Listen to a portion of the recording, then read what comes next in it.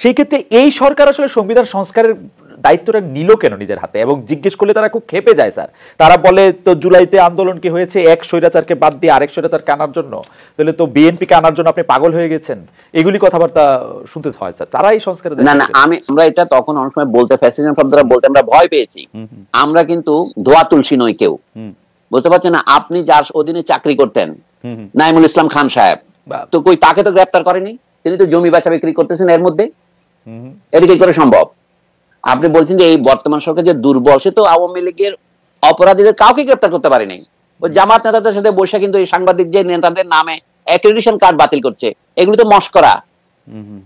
মানে যাদের জেলে যাওয়া উচিত, যেমন সোহরাব হাসান প্রথম আলোতে কাজ করেন, তার সাথে মঞ্জুরুল হাসান বুলবুল ছিলেন, কথাবার্তা তো একজন অমৃত সেবী, মৃত সঞ্জীবনী খেয়ে আসছে এরকম মনে হয়, এত বিনয়ী।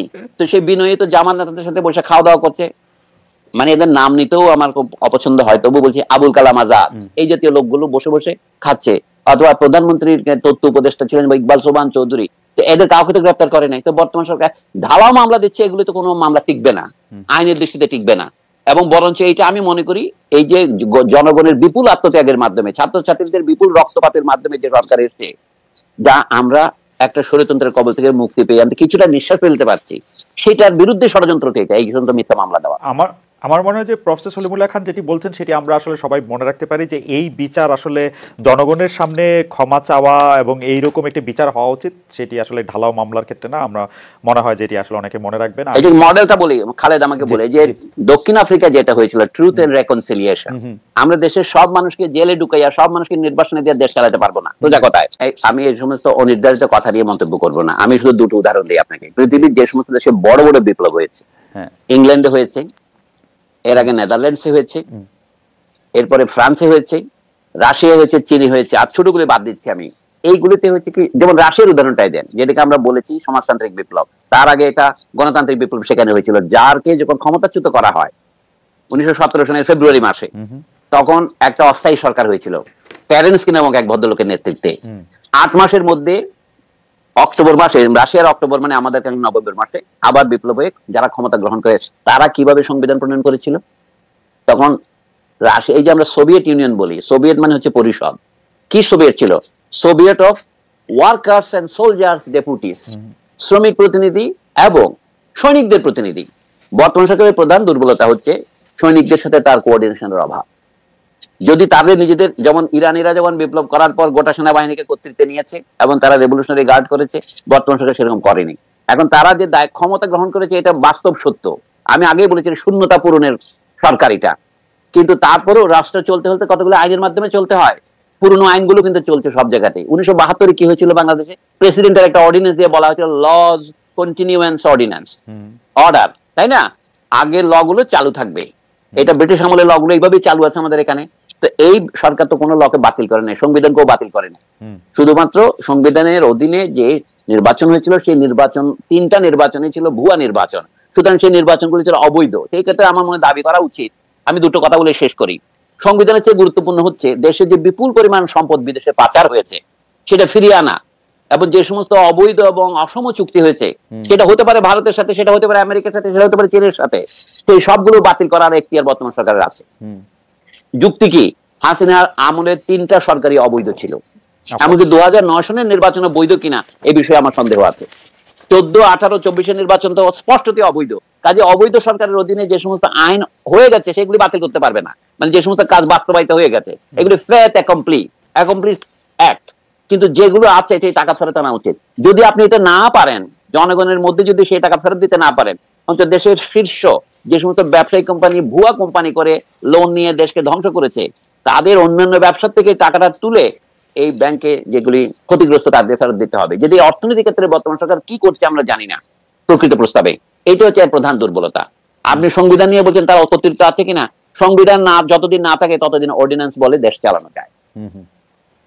এবং তারপরে সংবিধান যদি পূর্ণাঙ্গ সংবিধান করতে চায়, এই সরকার সংবিধান ঘোষণা করতে পারে। যেমন আইয়ুব খানের সরকার কিভাবে সংবিধান ঘোষণা করেছিল 1962 সনে, তারা 56 সনের সংবিধানকে বাতিল করেছিল। তখন বিশ্বের বড় বড় হান্স ক্যালসেন প্রভৃতি বড় বড় পণ্ডিতদের ধরে এনে বলেছিলেন যদি আইয়ুব খানের বিরুদ্ধে কেউ বিদ্রোহ না করে তাহলে তার এটা বৈধ। আমি যে বর্তমান সরকার যদি নতুন কোন সংবিধান প্রবর্তন করে যে জনগণ তার বিরুদ্ধে বিদ্রোহ না করে তাহলে এটা বৈধ হয়ে যাবে। মানে বৈধতার দুটো পথ আছে, একটা হচ্ছে হ্যাঁ বাচক, একটা হলো না বাচক। কেউ যদি না বলে, অর্থাৎ ডবল না হলে হ্যাঁ হয়ে যায়, এই আর কি। আপনি এটা আইন করলেন, কেউ এটাকে না বললেন না, এটা আইন হয়ে যাবে। স্যার আমাদের আসলে নির্ধারিত সময় শেষ, কিন্তু যেহেতু দর্শকদের মধ্যে অনেকেই আপনাকে আরেকটু বেশি শুনতে চান, আমরা স্যার আপনার আর 1-2 মিনিট একটু নিব স্যার। সেটি হচ্ছে যে এই সরকার তো একটি শূন্যতার মধ্যে ক্ষমতা এসেছে এবং তাদের নানা ধরনের জঞ্জাল, প্রতিষ্ঠানগুলি ধ্বংস করা হয়েছে, সেগুলি এই সবগুলি সংবিধানের মধ্যে আইসা পড়লো কেন? মানে কি অ্যাজ ইফ আমরা যদি একটা অন্যরকম সংবিধান হতো শেখ হাসিনা কম ফেসিস্ট হতেন, বা আমাদের যদি আমেরিকার সংবিধানের মধ্যে একটা সংবিধান থাকতো সেইটিকে শেখ হাসিনা কে একনায়কতন্ত্র হওয়ার পথে বাধা থাকতো, সংবিধানটার উপরে আইসা পড়লো কেন এই মানে এই লাইনটা? আচ্ছা, সংবিধানটার উপরে এসে পড়লো যে কারণ সংবিধান হচ্ছে বহিঃপ্রকাশ। মানুষ যখন জ্বর দেখে তখন মানুষ কি করে? জ্বর পট্টি দেয়। এটা হলো বাইরে থেকে, এটা হলো ইন্ডিয়া কিন্তু বলে কি এটা হলো হাতুড়ি চিকিৎসার মতো, অর্থাৎ এটা হলো লক্ষণের চিকিৎসা। তবু আমি যেটা অমূলক নয়, হাঁটুর কথা বলি। অনেকে বলে চাচ্ছেন যে রাষ্ট্রপতি এবং প্রধানমন্ত্রীর ক্ষমতার মধ্যে একটা ভারসাম্য প্রতিষ্ঠা করতে হবে। মানে প্রত্যেকের একটা মত আছে, বুঝতে পারছেন না? বাংলাদেশে যত রাজনৈতিক ব্যক্তি আছে প্রত্যেকের একটা রাজনৈতিক মত আছে, সকলেই মাস্টার। এত কথার মধ্যে আমি একটা কথা বেছে নিচ্ছি, কিন্তু তাতে একটা অচলাবস্থা তৈরি হবে। যদি ইতিহাস থেকে আমরা একটু শিক্ষা গ্রহণ করি, ধরুন মার্কিন যুক্তরাষ্ট্রের প্রেসিডেন্টকে এত ক্ষমতা দেওয়া হলো কেন? দেওয়া হলো যে তখন এই প্রশ্ন উঠেছিল প্রেসিডেন্টের ক্ষমতাকে খর্ব করার উপায় কি, প্রেসিডেন্ট যেন স্বৈরাচারী হয়ে না ওঠেন। যেমন যুদ্ধ ঘোষণা করার ক্ষমতা প্রেসিডেন্টকে দেওয়া হয়নি, কিন্তু তবু আমরা জানি ভিয়েতনামে 20 বছর যুদ্ধ মার্কিন যুক্তরাষ্ট্র চালিয়েছেন, 1954 থেকে 1975 পর্যন্ত। কিভাবে চালিয়েছেন? এটা একটা ল এন্ড অর্ডার অপারেশন, যুদ্ধ কিন্তু করে নাই। অর্থাৎ সারা দুনিয়া জানে ভিয়েতনাম ওয়ার, আমেরিকার যে কোনো আপনি পত্রিকা দেখেন ভিয়েতনাম ওয়ার, কিন্তু আমেরিকান সরকার কিন্তু এটাকে ওয়ার বলে স্বীকার করেনি। এমনকি 1966 সনে জাতিসংঘের যে international covenant on civil and political rights, সেটাতে আছে 20 নম্বরে যে কেউ আগ্রাসী যুদ্ধ পরিচালনা করতে পারবে না। আমেরিকা বলে না, আমরা এটা পরিচালনা করবো, এই জন্য তারা বহুদিন এটা রেটিফাই করে নাই। 1990-91 পর্যন্ত তারা এটাকে নন রেটিফাই করে রেখেছিল। তারপরে তারা 7-8টা রিজার্ভ ক্লজ দিয়ে ওটা রেটিফাই করেছে। মানে তারা যুদ্ধ ঘোষণার অধিকারটা রাখতে চায়। আমি এই যে বিপুল ক্ষমতা প্রেসিডেন্টের আছে, সেটাকে নিয়ন্ত্রণ করে কি আমেরিকায়? কংগ্রেস।